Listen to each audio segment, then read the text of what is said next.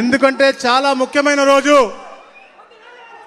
అమరావతి గెజెట్గా ఏదైతే పార్లమెంట్లో పాస్ అయిన తర్వాత గెజెట్గా వచ్చిన తర్వాత పెట్టిన మొట్టమొదటి మీటింగ్కి మన అధినాయకులు మనందరికి కూడా దైవ స్వరూపులు చంద్రబాబు నాయుడు గారు రావటం, మరి ఈ రోజున మీ అందరి సమస్యలు తెలుసుకుని పరిష్కరించడం కోసమే కాకుండా రాబోయే రోజుల్లో ఎలా మీ అందరి భవిష్యత్తుని తీర్చిదిద్దబోతా ఉన్నారో అది చెప్పడం కోసం రావడం జరిగింది. ముఖ్యంగా మిత్రులారా, అక్క చెల్లెలారా, మా అన్నదమ్ములారా, కుటుంబ సభ్యులారా, అమరావతి గురించి ఎందుకు ఇవాళ నేను ముందుగా మాట్లాడుతూ ఉన్నానంటే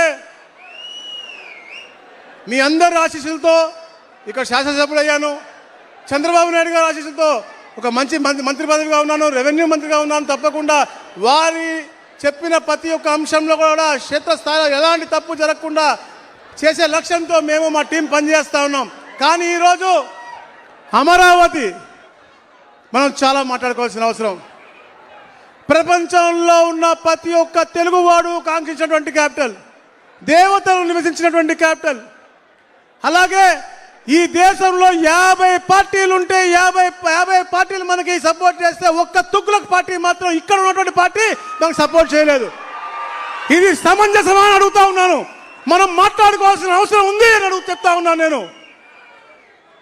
మీకు గుర్తుంది, ఎప్పుడైతే అమరావతి రైతులు అరసవెల్లి ప్రయాణం అయ్యారో ఇదే మండలం నుంచి, ఇదే బట్టిపోలు మండలం నుంచి మనకు ఆటంకాలు కలిగించారు. దీని తర్వాత మా రేపల్లలో విపరీతంగా కటౌట్లు పెట్టి ఆటంకం కలిగించారు. కానీ మీరందరూ వాళ్ళకి స్వాగతం పలికి, వాళ్ళ కాళ్ళకి పారానికి వాళ్ళకి పసుపు నీళ్లు చల్లి ఎంతో ఘనంగా పూలు చల్లి మీరు స్వాగతం పలికారు. నిజంగా మీ అందరూ కూడా శిరస్సు ఉంచి నమస్కారం తెలియజేస్తా ఉన్నాను.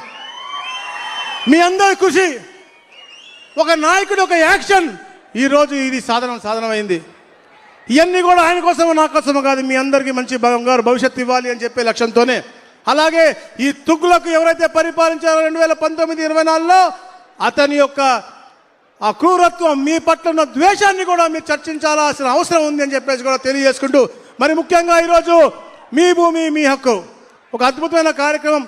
ప్రతి నెల కూడా గౌరవ ముఖ్యమంత్రి గారి క్షేత్రస్థాయిలోకి వచ్చి అక్కడ ఉన్నట్టు రెవెన్యూ సమస్యలు తెలుసుకుని అధికారులు చేసే పనితీరు కూడా దాన్ని బేరీ చేసుకునే విధంగా ఇచ్చేసినటువంటి మా గౌరవ ముఖ్యమంత్రి వర్గాలకు స్వాగతం పలుకుతూ, అలాగే మిత్రులు, అన్నలు, సోదరులు నక్క ఆనందబాబు గారికి, ఎంపీ గారు గౌరవనీయులు కృష్ణప్రసాద్ గారికి, సహచర మంత్రివర్గ సభ్యులు గొట్టిపాటి రవికుమార్ గారికి, ఇన్ఛార్జ్ మంత్రివర్యులు అన్నలు మా కొలుసు పార్సాద్ గారికి, అలాగే మా నరేంద్ర వర్మ గారికి, మా సిఎస్ గారు గౌరవనీయులు పెద్దలు సాయి ప్రసాద్ గారికి, మా సిసిఎల్ఏ గౌరవనీయుల సోదరి జయలక్ష్మి గారికి, ఇతర పత్రికా సోదరు అందరికీ కూడా పేరు పేరున నా ఉదయపు నమస్కారం మరొకసారి తెలియజేస్తాను. అలాగే ఆలపాటి రాజేంద్ర ప్రసాద్ గారికి కూడా.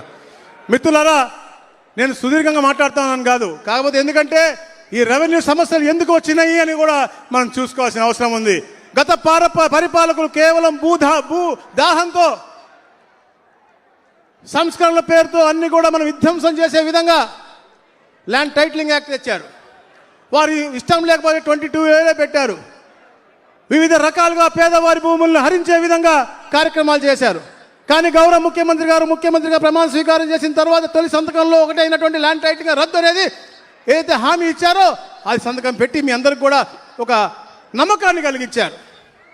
మొట్టమొదటి రోజే మీకు గుర్తుంది, డిఎస్సి ఇస్తామని చెప్పి సంతకం పెట్టారు, అది పెట్టారు. అన్నా క్యాంటీన్లు పెడతా అన్నాం, పెట్టాము. నైపుణ్య గణన ఉద్యోగ అవకాశాల కోసం అన్నాం, అది చేస్తా ఉన్నాం. ఇట్లా అన్ని కార్యక్రమాలు చేసుకుంటూ సంక్షేమం, అలాగే సూపర్ 6 అనేది క్షేత్రస్థాయిలో అద్భుతంగా అమలు చేస్తూ సంక్షేమము అభివృద్ధి రెండు కూడా సమానంగా ముందుకు తీసుకెళ్తా ఉన్నాము.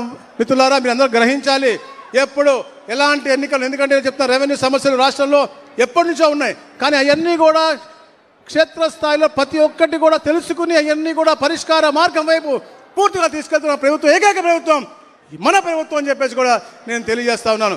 ముఖ్యంగా ఈరోజు కార్యక్రమం పాస్బుక్ కార్యక్రమం ఏదైతే ఉందో, గత పరిపాలకుడు అతనికి ఫోటో పిచ్చితో అతని ముద్ర వేసుకున్న పాస్బుక్ మనకు అవసరమా? అతని ఫోటోతో ఉన్న పాస్బుక్ని అడుగుతా ఉన్నాను. చెప్పాలి సోదరి, నువ్వే ఉన్నావు, గట్టిగా చెప్పాలి. అవసరమా?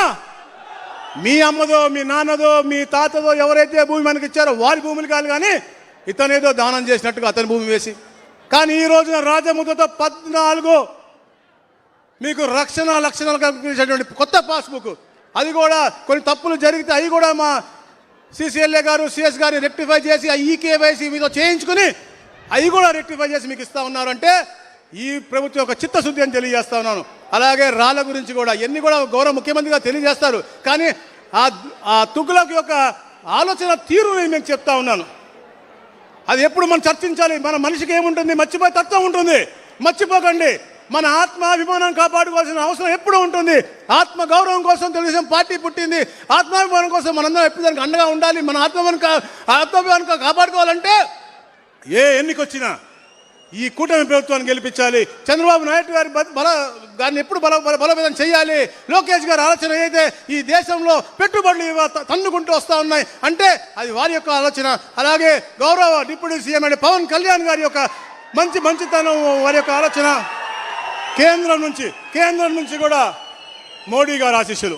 ఇట్లా ఇవన్నీ కూడా మీరు బేర్ చేసుకుని ఎప్పుడు ఇక్కడ మా ఆనందనని, మా MP గారిని, అలాగే రాష్ట్రంలో ఎక్కడ ఏ ఎలక్షన్ జరిగినా కూడా ఆ తుగ్లక్ పార్టీని భూస్థాపితం చేయాల్సిన అవసరం ఉందని చెప్పేసి మరీ తెలియజేసుకుంటూ జై అమరావతి. ఈ మీ అరుపు ఢిల్లీలో మనకు సపోర్ట్ చేసిన ప్రతి ఒక్కరికి కూడా థ్యాంక్స్ గా వెళ్ళాలి. జై Amaravati. Thank you India for giving peoples capital Amaravati. Thank you. ఈ వీడియో నచ్చితే లైక్ చేయండి. అలాగే మా ఛానల్ ని ఫస్ట్ టైం కనుక చూస్తున్నట్టయితే ఇప్పుడే సబ్స్క్రైబ్ చేసుకుని పక్కనే ఉన్న గంట సింబల్ ని యాక్టివేట్ చేసుకోండి. అప్పుడే మేము పెట్టే ప్రతి వీడియో మీకు నోటిఫికేషన్ గా వస్తుంది. అలాగే ఈ వీడియో పూర్తిగా చూసినందుకు ధన్యవాదాలు.